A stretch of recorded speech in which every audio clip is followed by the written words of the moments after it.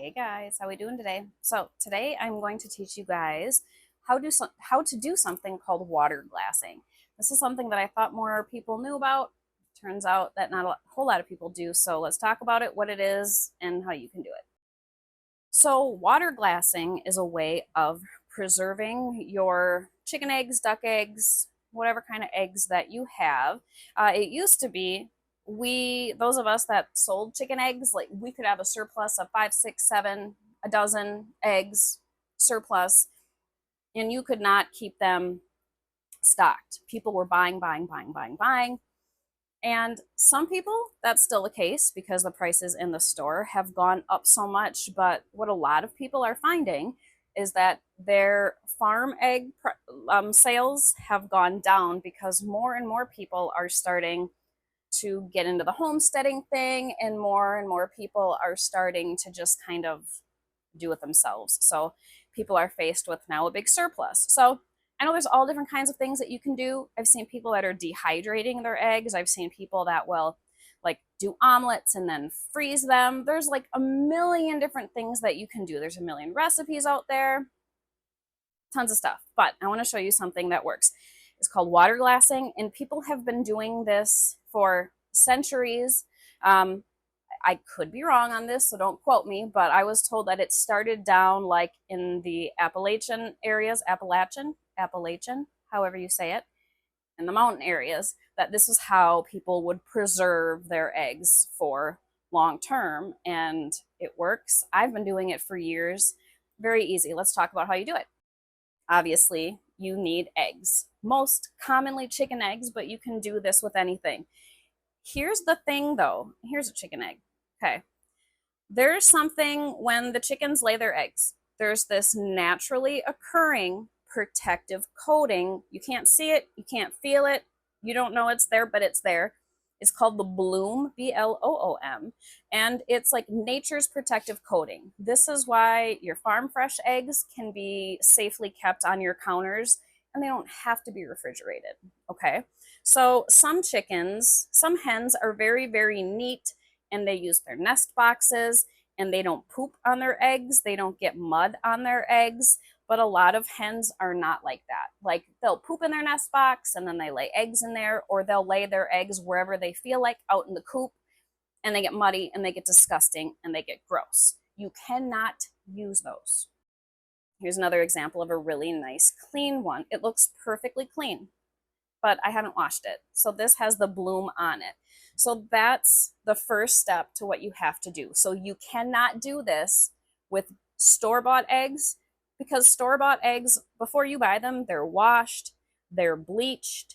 You can't do it. So everything that was naturally occurring to preserve them is completely washed away. Okay. But they do need to be clean, but they can't be like humanly cleaned, if that makes any sense. So if you go to collect your eggs and there's blemishes on them, if there's like poop on them at all, you can't use these for that. Go ahead, wash them off, use them for baking, cooking, whatever it is that you want to do, but only save. Here's another good one. Those that are naturally perfect, that your hens have done a good job and kept them clean for you. So take all those eggs. The next step is to get yourself a container. So I use half-gallon mason jars because that's just what I have, but you can use anything. I've seen people use like food grade 5-gallon buckets. I've seen people use gallon size mason jars. You can use anything, okay? It just has to be clean and it has to have a top on it. And bonus points that you can get your hand in and out of there because you have to be able to get these eggs in and out. So like my mason jars, all I use are wide mouth jars because I like to be able to get my hands in there. So collect yourself a container.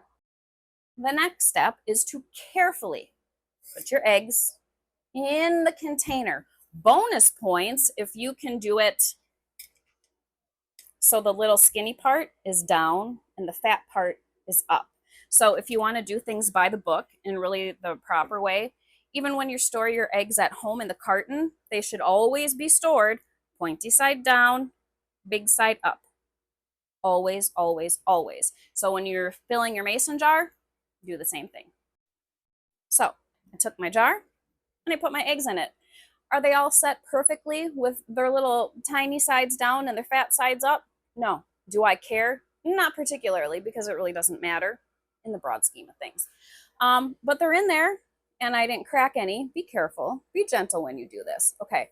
But here they are. Do I still have room? I could probably get one more in here. So the next time I collect eggs, if I have a clean one, I'm going to drop it like it's hot right in there. Make sure you leave yourself enough room so that the solution you put in here can completely cover them, and you can put a top on them.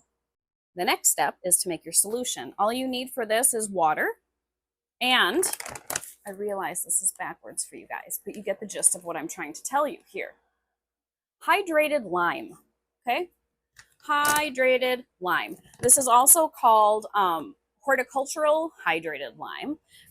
You might find it like in your pickling area. You might find it in your like gardening area. This is what my bag looks like. And you need some of this. So the ratio is 1 ounce of that lime to 1 quart of water.